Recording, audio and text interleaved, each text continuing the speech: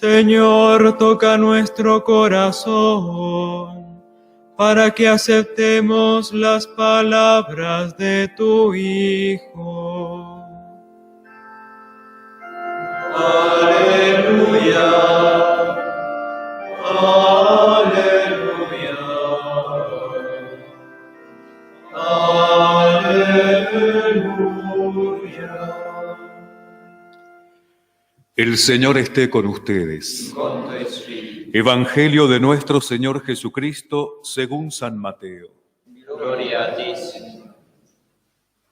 Jesús dijo a sus discípulos: muchos de los primeros serán los últimos, y muchos de los últimos serán los primeros, porque el reino de los cielos se parece a un propietario que salió muy de madrugada a contratar obreros para trabajar en su viña. Trató con ellos 1 denario por día y los envió a su viña. Volvió a salir a media mañana y al ver a otros desocupados en la plaza les dijo: vayan ustedes también a mi viña y les pagaré lo que sea justo. Y ellos fueron. Volvió a salir al mediodía y a media tarde e hizo lo mismo. Al caer la tarde salió de nuevo y encontrando todavía a otros les dijo: ¿cómo se han quedado todo el día aquí sin hacer nada? Ellos les respondieron: nadie nos ha contratado. Entonces les dijo: vayan también ustedes a mi viña. Al terminar el día, el propietario llamó a su mayordomo y le dijo: llama a los obreros y págales el jornal, comenzando por los últimos y terminando por los primeros. Fueron entonces los que habían llegado al caer la tarde y recibieron cada uno 1 denario. Llegaron después los primeros, creyendo que iban a recibir algo más, pero recibieron igualmente 1 denario.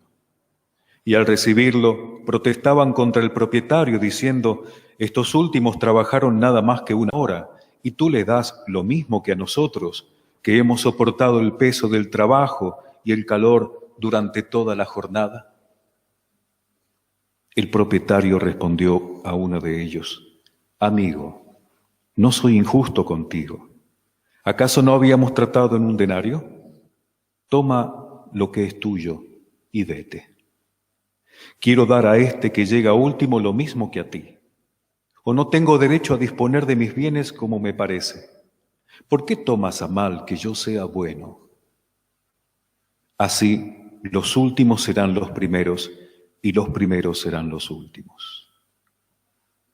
Palabra del Señor. Gloria a ti, Señor Jesús.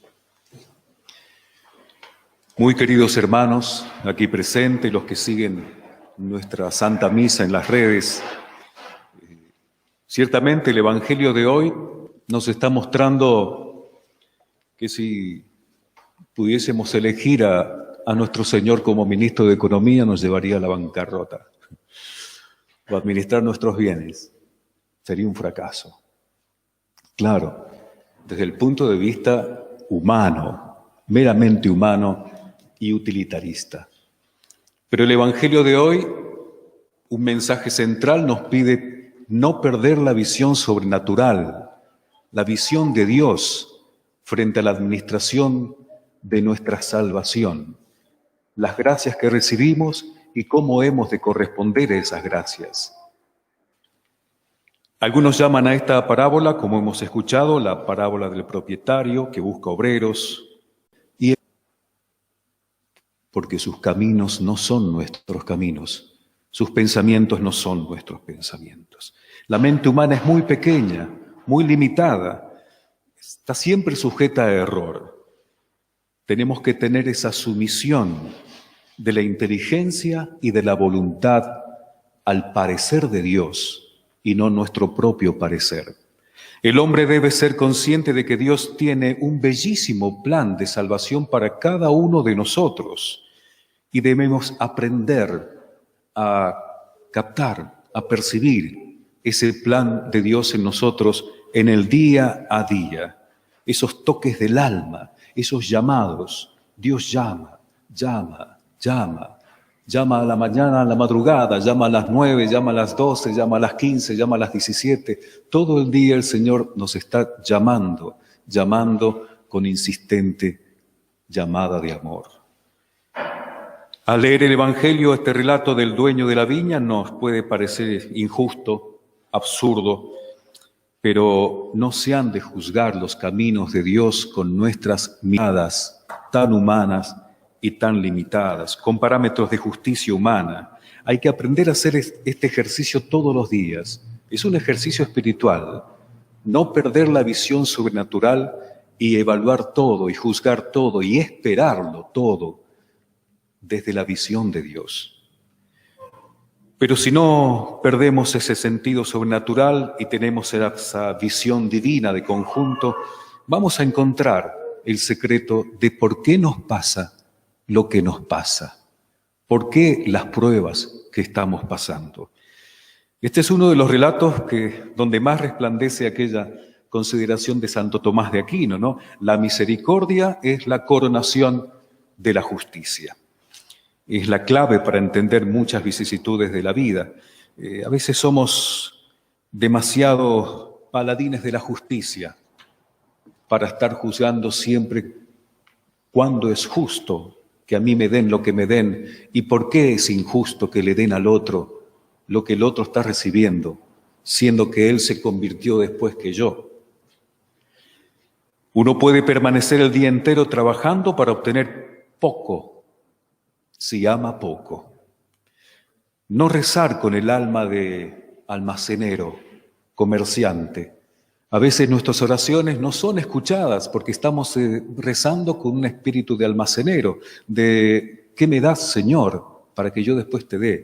Señor, te doy, pero si me das. Señor, fíame, yo después te pago. Señor, ese espíritu de góndola de supermercado, cuando nosotros estamos siempre abordando al Señor para pedirle a aquellos que nosotros consideramos que es conveniente para nuestras almas y para nuestra vida. El capítulo 55 de Isaías nos muestra que el Señor es generoso al perdonar, ¿no? No hay que desanimarse, no hay que esperar quejumbrosos, no ensuciar la esperanza con la murmuración. Tener una esperanza contra toda esperanza, pero a veces se mezcla ahí ese ronroneo interior que hace que la esperanza se desinfle y termine siendo una esperanza pagana. Y Dios no recompensa ese tipo de esperanzas, que también lo tienen los ateos. ¿Por qué creemos que Dios debe pensar como nosotros? ¿Olvidamos que todo es gratuito? Otro ejercicio para hacer en el día a día. Todo es gracia. La gratuidad de la justicia de Dios, de la misericordia de Dios, la gratuidad libérrima de nuestra propia existencia. Y comenzamos a dudar muchas veces y a desconfiar, no de nuestros propios criterios y consideraciones. Empezamos a dudar de Dios, de que Dios sea justo. ¿Por qué, Señor, le pagas a ellos lo mismo que a mí? Yo que tuve que soportar todo el peso y el sol de la jornada, y ellos apenas trabajaron una horita. No podemos entender que Dios es la plenitud del amor que siempre ama hasta el extremo. Y este extremo de amor es lo que hace que le pague a los últimos lo mismo que a los primeros. Se trata de gratuidad del amor de Dios contra ese legalismo y egoísmo mundano, ¿no?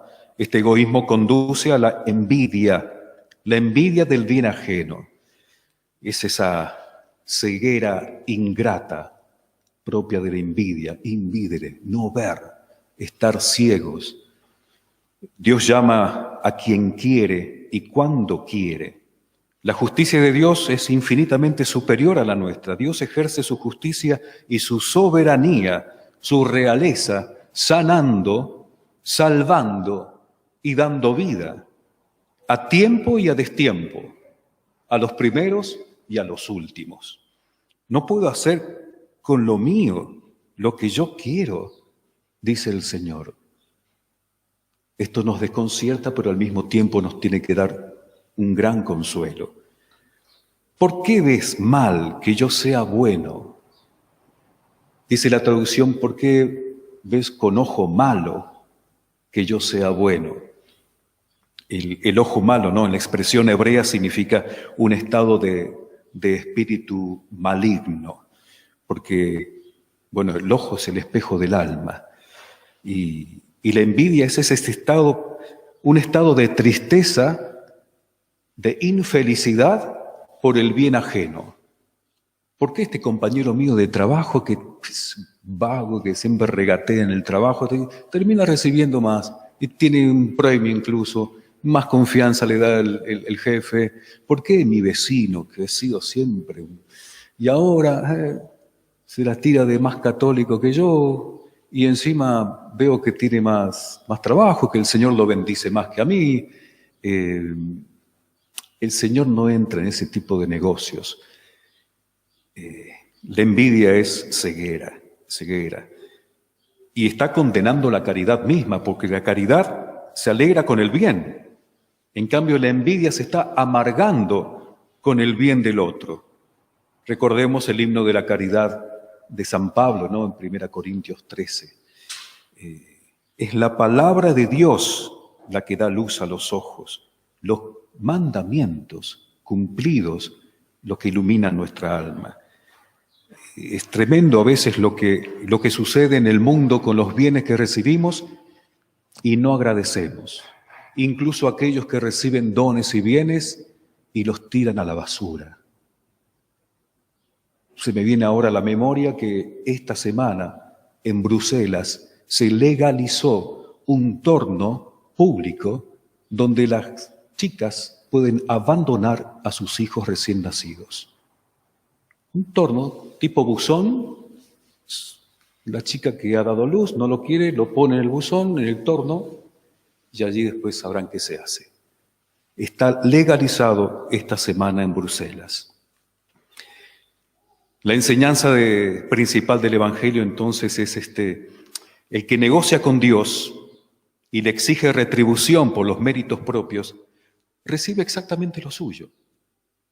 Está bien, yo hice estas buenas obras este día, todas mis oraciones, entonces tienen mérito sobrenatural. Dios es justo, claro. Está bien, dice el Señor, te doy lo que mereces. Pero el que piensa así, recibiendo y queriendo y esperando recibir lo que solo merece, se está cerrando a la misericordia de Dios, que puede darle más y mucho más de lo que merece, porque Él hace con sus bienes lo que quiere. Claro, viene entonces el echar la culpa, ¿no? Y le echamos la culpa a Dios y no a nuestras deficiencias y limitaciones en el pensar. Es muy común este estado de murmuración. Cuando hay un choque entre la impiedad, el no reconocer al Señor como el amo y el padre de familia, y el orgullo, cuando se da ese impacto, esa fórmula, sale el espíritu fariseo. Y cuando se da esta impiedad, esta envidia, junto a la ingratitud, aquí es donde surge la murmuración. La murmuración viene a ser esa queja, ese crujido de aquel que envidia y es ingrato. Es un envidioso ingrato. Y todo envidioso ingrato, seguro que se queja, seguro que murmura. No tiene presente que todo es don gratuito. Los últimos recibieron más de lo que merecían. ¿Y qué provocó en su corazón? Alabanza a Dios por su bondad, por su generosidad, dando gracias a Él por haber recibido más de lo que merecían.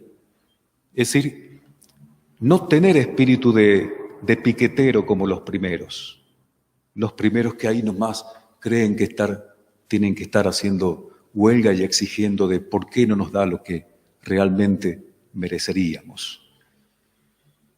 No seamos mal negociantes con Dios. No ese espíritu de te doy si me das. Voy a misa si me das lo que yo te pido. Tengamos paciencia, confianza, perseverancia. Dios no nos abandona jamás. No podemos construir nuestra vida con ese espíritu de reproches y de quejas a Dios, ¿no? Humildad y santa esperanza. Hagamos el bien sin esperar recompensa. ¿Por qué me cuesta tanto alegrarme con el bien ajeno, con el bien del otro? El exceso de la misericordia de Dios no está especulando quién se convirtió primero y quién se convirtió después. El reino de Dios no es una bolsa de comercio. Si no, pensemos en el buen ladrón. Allí, en el último instante, el Señor le concedió el denario de la vida eterna. Y todos los apóstoles podrían haber reprochado: Señor, te venimos siguiendo de hace 3 años, hemos pasado todo contigo. Y al final, ladrón, en el último instante, con su último suspiro, dice: Señor, acuérdate de mí cuando llegues a tu reino. Hoy estarás conmigo en el paraíso. El primer santo canonizado de la historia, canonizado por Jesucristo. Al último le dio más que a los primeros. Dios promete el perdón, sí. No retardemos la conversión, porque Dios promete el perdón, pero no promete el mañana. Bueno, está bien, yo me voy a convertir mañana, ahora déjame carpe diem, ¿no? Déjame que viva. Mostrame que realmente eres misericordioso y bueno y me voy a convertir. Tengo cierta idea, pero déjame un poquito más. Allí está la presunción que condena, ¿no? Entonces somos invitados finalmente a eso, a pasar de esa mentalidad limitada, tan humana, a tener un corazón divino por la gracia en nuestras almas. La viña en el Evangelio es la iglesia, y la iglesia no es una unidad de producción. La iglesia está basada en el amor, y el amor es apostar todas las posibilidades que también tiene el otro, aquel que me cae mal. Y no es un registro Excel de cálculos de méritos y de beneficios que yo debería recibir por todo lo que vengo haciendo yo. Tengamos esa conciencia de la absoluta libertad que tiene Dios de sus bienes. La distinción entre la bondad desbordante de Dios y la estrechez mezquina y crítica del fariseo. Vamos a pedirle a María esta gracia, no ser calculadores y especuladores con las obras buenas que hacemos, con las indulgencias, con los méritos, con las actitudes, no ser un casaméritos, ser un enamorado y un discípulo de Cristo. Tengamos conciencia que todo es gracia, y allí está María, la primera llamada, y la recompensada como la última y la sierva de Dios nuestro Señor. Ella es María, medianera y tesorera de todas las gracias, que ella nos ilumine en este camino de conversión. El amor es gratuito, correspondamos entonces con abundancia de amor.